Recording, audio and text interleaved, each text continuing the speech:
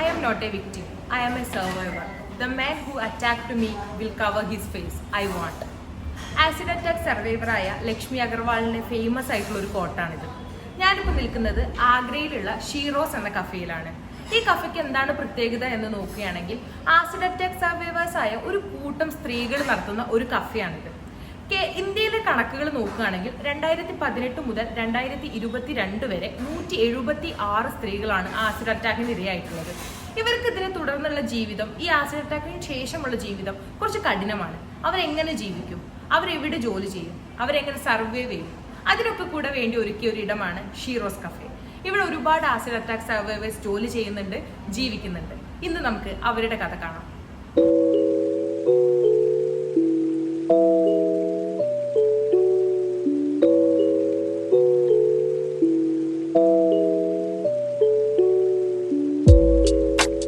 ദീക്ഷിത്, ആശിഷ് ശുക്ല എന്നിവരാണ് ഇങ്ങനൊരു ഫൗണ്ടേഷന് തുടക്കം കുറിക്കുന്നത്. 2013 സ്റ്റോപ്പ് ആസിഡ് അറ്റാക്ക് എന്ന് പറയുന്ന ഒരു ക്യാമ്പയിൻ ഇവർ നടത്തിയിരുന്നു. അതിന്റെ ഭാഗമായിട്ട് ഇന്ത്യയിലുള്ള ഒരുപാട് ആസിഡ് അറ്റാക്ക് സർവൈവേഴ്സായിട്ട് ഇവർ കണക്ട് ആവുകയും ഗ്രാജുവലി ഇങ്ങനെ ഒരു ഫൗണ്ടേഷൻ നിർമ്മിക്കപ്പെടുകയും ചെയ്തു. ഇതിന്റെ കീഴിൽ ഷീറോസ് ഹാങ് ഔട്ട് കഫേ പോലുള്ള ഒരുപാട് സ്ഥാപനങ്ങൾ ഉണ്ട്. അതുകൂടാതെ അവർ മറ്റു പല പരിപാടികളും സംഘടിപ്പിക്കുന്നുണ്ട്. ആഗ്രയിൽ മാത്രമല്ല അതിനൊരു ബ്രാഞ്ചിലുള്ളത്, ഡൽഹിയിലും ഇങ്ങനൊരു സ്ഥാപനം വർക്ക് ചെയ്യുന്നുണ്ട്.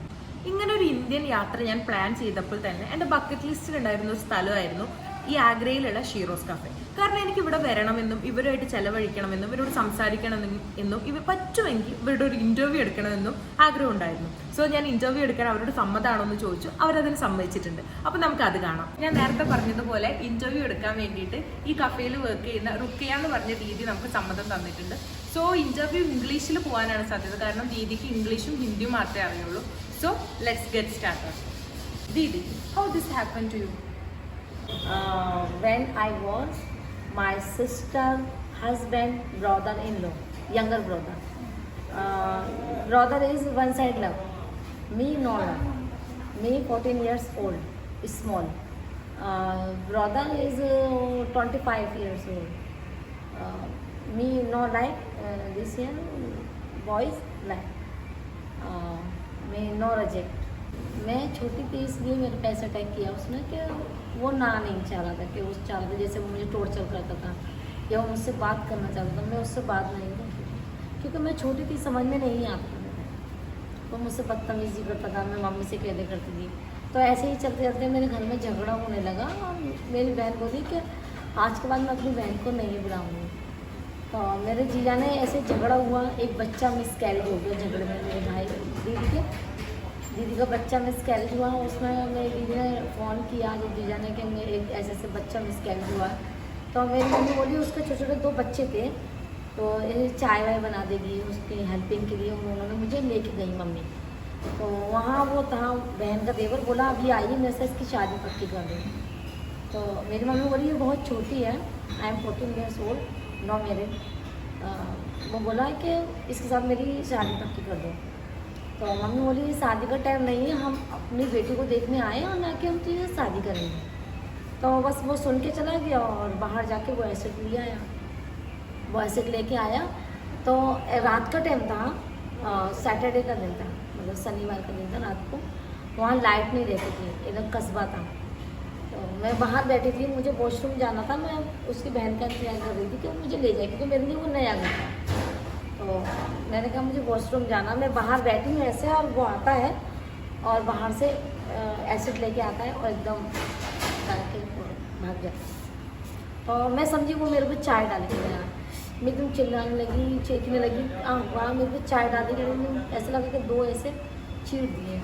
बहुत जलन होने लगी, एकदम रोने लगी. फिर मैं नीचे लेट गई.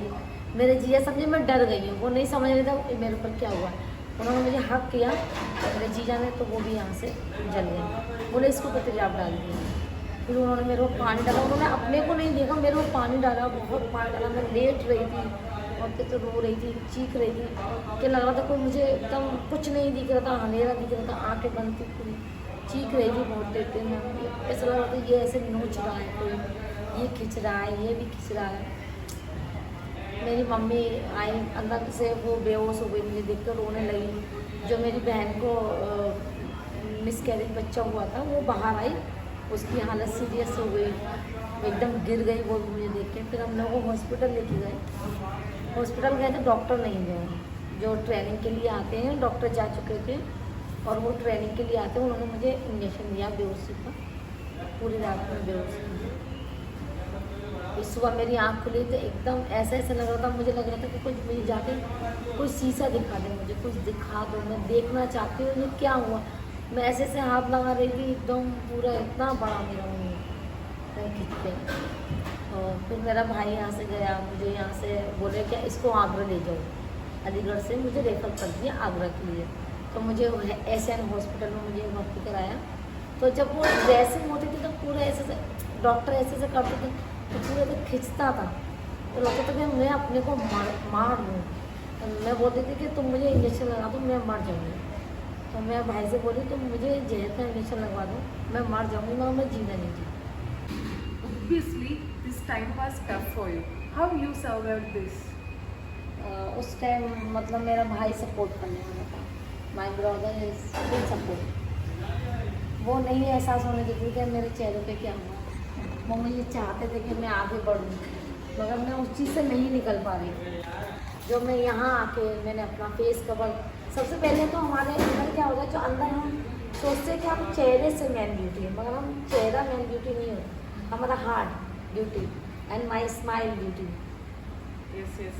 मतलब ज़रूरी ये चीज़ें होती है हमारे अंदर, जो हम इसको दिखा नहीं पाते, बाहर नहीं निकालते। जो हमने यहाँ आके हमने निकाला है, अपना हार्ट बनाया हमने ब्यूटी, अपना स्माइल ब्यूटी बनाई है। तो हम ये समझ ही नहीं पाते हैं कि हम लोगों के अंदर ब्यूटी क्या है। हम सिर्फ मेन चेहरे को ब्यूटी समझते हैं, चेहरा बिगड़ जाने के बाद सोचते हैं सब कुछ खत्म हो गया, मगर हमें ये चीज़ नहीं करनी चाहिए। और फिर हम लोगों को जो भी कोई मिलता है victim, I am not victim, I am fighters, I am survivor. सबसे पहले हमें ये चीज़ सीखना चाहिए, मतलब हम एक फाइटर से हम उससे भी लड़के बाहर निकल सकते हैं। हमें विक्टिम बना दिया जाता है, विक्टिम के लिए। विक्टिम वो है जिसने हमारे साथ किया है, हम विक्टिम नहीं हैं। तो मैंने ये चीज़ यहाँ आके सीखा है। Thank you so much for your valuable time. Thank you. Thank you.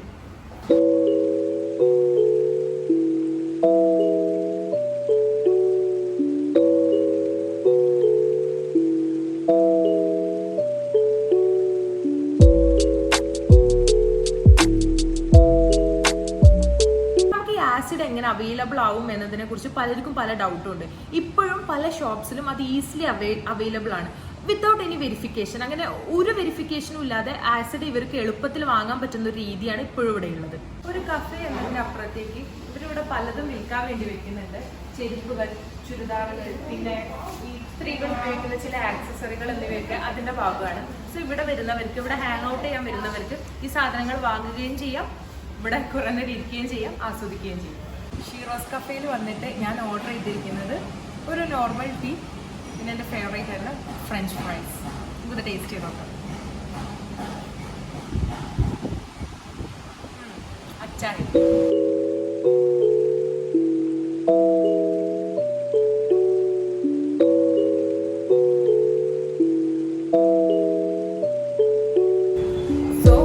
ഈ കഫേയിൽ വന്നു, ഇവിടുന്ന് ഫുഡ് കഴിച്ചു, ഇറങ്ങി. ഞാൻ കുറച്ചധികം സമയം ഇവിടെ ചെലവഴിച്ചിട്ടുണ്ടായിരുന്നു. ഇവിടുത്തെ ദീദിയൊക്കെ നല്ല പെരുമാറ്റമായിരുന്നു. അവരവരുടെ സ്റ്റോറീസ് പറയാനും നമ്മളോട് സംസാരിക്കാനും ഒക്കെ അവർക്ക് ഭയങ്കര ഇൻട്രസ്റ്റ് ആയിരുന്നു. Like what I feel is now എന്താന്ന് വെച്ചാൽ, നമുക്ക് നമ്മുടെ ലൈഫിൽ ഒരുപാട് ടഫ് സിറ്റുവേഷൻസ് വരും. നമ്മൾ പലരും പലതിൻ്റെയും വിക്ടിംസ് ആണ്. നമ്മളെല്ലാം സർവൈവ് ചെയ്തുകൊണ്ടിരിക്കുകയാണ്. So what I feel is like ഇവർ കുറച്ചുകൂടെ നമുക്ക് ജീവിക്കാൻ ഊർജ്ജം തരുന്നുണ്ട്, കുറച്ചുകൂടെ കാര്യങ്ങൾ ധൈര്യത്തോടെ കൂടെ നേരിടാൻ ധൈര്യം തരുന്നുണ്ട്. എനിക്കിവിടെ വന്നത് ബെറ്റർ തീരുമാനമായിട്ട് തോന്നി. സോ ആഗ്രയിൽ നിങ്ങൾ വരുന്ന സമയത്ത്, നിങ്ങൾക്ക് ഫ്രീ ടൈം ഉള്ള സമയത്ത് നിങ്ങളിവിടെ വരിക, ഫുഡൊക്കെ കഴിക്കുക. ഫുഡ് കഴിച്ചു കഴിഞ്ഞാലുള്ള ഒരു പ്രത്യേകത എന്ന് പറയുന്നത്, നമ്മൾ എത്ര ഫുഡ് കഴിച്ചു എന്നതിലൂടെ ഫിക്സ്ഡ് റേറ്റ് ഇല്ല. സോ നിങ്ങൾ കഴിച്ച ഫുഡിന് നിങ്ങൾക്ക് ഇഷ്ടമുള്ള എമൗണ്ട് കൊടുത്താൽ മതി, അതാണ് പേ ചെയ്യേണ്ടതുള്ളൂ. സോ ഇവിടെ വരുന്ന എല്ലാവരും ഇവിടെ വരാൻ ശ്രമിക്കുക, ഇവരായിട്ട് ഇടപെടാൻ ശ്രമിക്കുക, അത്രയേ ഉള്ളൂ.